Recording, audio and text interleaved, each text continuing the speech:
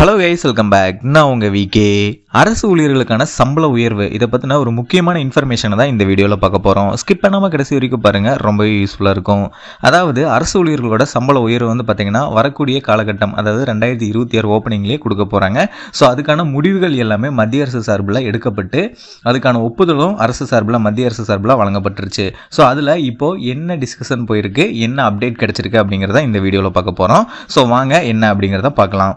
அதாவது அரசு ஊழியர்களோட சம்பளம் எவ்வளவு உயரும் தெரியுமா? அதாவது சம்பளம் வந்து உயர்த்தப்படும் 2026 ஓப்பனிங்லேயே அதுக்கான உயர்த்தப்பட்ட அமௌண்ட் வந்து வழங்கப்படும் அப்படின்னு சொல்லிட்டாங்க. ஸோ அது எவ்வளவு உயரும் அப்படிங்கிறத இப்போ நம்ம மெயினாக பார்க்க போகிறோம். அதாவது அரசு ஊழியர்களோட சம்பளம் வந்து எவ்வளவு உயரும் அப்படிங்கிறத தெரிஞ்சுக்கலாம். 8வது ஊதிய கமிஷன், அதாவது 8th பே கமிஷன் அப்படின்னு சொல்லுவாங்க. ஸோ அதுக்கான ஒப்புதல் வந்து மத்திய அரசு சார்பில் ஆல்ரெடி வழங்கப்பட்டுருச்சு. ஸோ அந்த ஒரு நிலைமையில் என்ன அறிவிப்பு அப்படிங்கிறத ஃபஸ்ட்டு நான் உங்களுக்கு சொல்லிடுறேன். மத்திய அரசு ஊழியர்களுக்கு சம்பளம் எவ்வளவு உயரும் என்ற கணிப்பு வெளியாகியுள்ளது. அதன்படி 25% முதல் 35% வரை சம்பளம் உயரலாம்.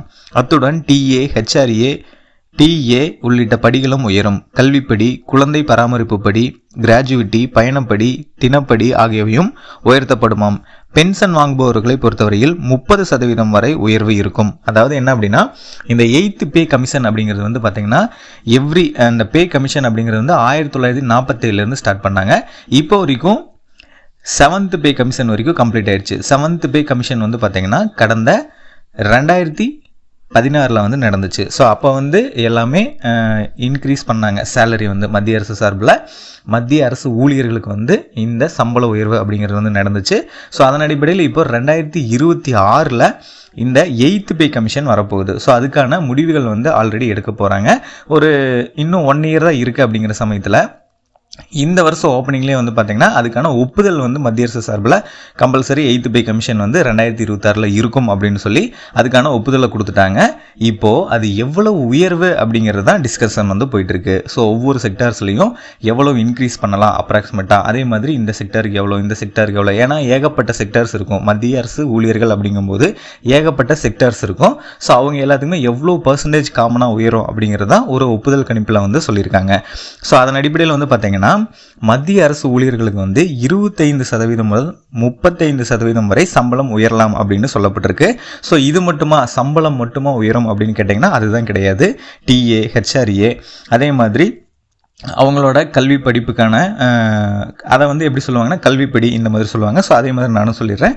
கல்விப்படி, குழந்தை பராமரிப்பு படி, கிராஜுவிட்டி, பயணப்படி, ட்ராவலிங், அதே மாதிரி தினமும் ஒரு அமௌண்ட் வந்து கொடுப்பாங்க, இன்சென்டிவ் இந்த மாதிரி. ஸோ தினப்படி இது எல்லாமே வந்து உயர்த்த போகிறாங்க. ஸோ சேலரி மட்டும் இல்லாமல் அது கூட வரக்கூடிய இன்சென்டிவ்ஸ், அதர் எக்ஸ்பென்சஸ் இது எல்லாமே வந்து பார்த்திங்கன்னா இன்க்ரீஸ் ஆகும். ஸோ அதுக்கான டிஸ்கஷன் வந்து போயிட்டுருக்கு. காமனாக நமக்கு வந்து ஹைக் வந்து எவ்வளோ அப்படின்னு பார்க்கும்போது 25% 35% வரைக்கும் சம்பளமும் உயர்த்தப்படும் அப்படின்னு சொல்லப்பட்டிருக்கு. ஸோ இது கூட நிறைய பேர் வந்து பார்த்திங்கன்னா பென்ஷன் கேட்டகரியில் இருப்பாங்க. கவர்மெண்ட் ஊழியராக இருக்கும்போது பென்ஷன் கேட்டகரிஸில் வந்து இருப்பாங்க. ஸோ அவங்க ஆல்ரெடி பென்ஷன் வாங்கிட்டு இருக்கவங்களா இருக்கலாம், இனிமேல் 2026 வாங்க போகிறவங்களா இருக்கலாம். இவங்க எல்லாத்துக்குமே வந்து பார்த்திங்கன்னா ஹைக் வந்து 30% வரைக்கும் இருக்கலாம் அப்படின்னு சொல்லியிருக்காங்க. இந்த மத்திய அரசு ஊழியர்களுக்கு வந்து இந்த சம்பள உயர்வு வந்து ஃபிக்ஸிங்கில் வந்து போயிட்டுருக்கு. அடுத்த வருஷம் ஓப்பனிங்லேயே வந்து அவங்களுக்கான சம்பள உயர்வு வந்து வந்துடும். ஸோ நெக்ஸ்ட் இயர்லேருந்து புது சம்பளம் வந்து வரும். இதுக்கு முன்னாடி வந்து பார்த்திங்கன்னா 2016 வந்து எவ்வளோ உயர்த்தினாங்களோ அதை தான் வந்து இந்த 10 வருஷமாக வந்து அவங்க வாங்கிட்டு இருக்காங்க. ஸோ இது வந்து பார்த்திங்கன்னா இயர்லி ஒன்ஸ் வந்து ஒரு கால்குலேஷனில் வந்து இன்க்ரீஸ் பண்ணுவாங்க. ஆனால் 10 இயர்ஸுக்கு வந்து பார்த்திங்கன்னா பே கமிஷன் அப்படின்னு சொல்லி ஃபிக்ஸ்டாக இவ்வளோ தான் அப்படின்னு சொல்லி 10 வருஷத்துக்கு ஒரு தடவை பே கமிஷன் வந்து இன்க்ரீஸ் பண்ணுவாங்க. அதன் அடிப்படையில் வந்து பார்த்திங்கன்னா இந்த 2026 வந்து பார்த்திங்கன்னா வரப்போகுது. 2016 ஆல்ரெடி வந்து அந்த கமிஷன் கேட்டகரி எல்லாமே ஃபிக்ஸ் பண்ணி அவங்களுக்கான சேலரி வந்து கொடுத்துட்டாங்க. ஸோ 26 வரப்போகுது. அதுக்கான ஒப்புதல் வந்து மத்திய அரசு சார்பில் கொடுத்துட்டாங்க. ஸோ அதோட ஹைக் எவ்வளோ இருக்குது அப்படின்னு பார்த்தீங்கன்னா 25% 35% வரைக்கும் இருக்கும் அப்படின்னு சொல்லியிருக்காங்க. ஸோ இது கூட அதர் எக்ஸ்பென்சஸ், அதாவது உங்களுடைய அதர் செலவுகள் எல்லாமே அதையும் ஹைக் பண்ணி கொடுக்க போகிறாங்க, இன்சென்டிவ்ஸ் இந்த மாதிரி எல்லாமே. ஸோ அது மட்டும் இல்லாமல் பென்ஷன் வாங்குறாங்களா, ஸோ அவங்களுக்கு வந்து பார்த்தீங்கன்னா 30% ஹைக் இருக்கும். அந்த பென்ஷன் வந்து 30% உயரலாம் அப்படின்னு சொல்லி சொல்லப்படுது. ஸோ இதோட நிறைய டீட்டெயில்ஸ் வந்து வந்துகிட்டே இருக்குது. ஸோ அதோட அப்டேட்ஸ் எல்லாமே உங்களுக்கு உடனுக்குடனே கிடைக்கணும் அப்படின்னா நம்ம சேனலை சப்ஸ்கிரைப் பண்ணி வச்சுக்கோங்க. அதோட உடனுக்குடனான அப்டேட் வந்து உங்களுக்கு கிடைச்சிரும். ஸோ இதுக்கான அப்டேட்ஸ் வந்து கொடுத்துட்டாங்க. ஒப்புதல் வந்து வழங்கப்பட்டுருச்சு. கம்பல்சரி 2026 வந்து வழங்கலாம் அப்படின்னு சொல்லிட்டாங்க. ஸோ அதுக்கான பர்சன்டேஜ் கால்குலேஷன் எந்த செக்டாருக்கு எவ்வளோ அப்படிங்கிற மாதிரி போயிட்டு இருக்கு.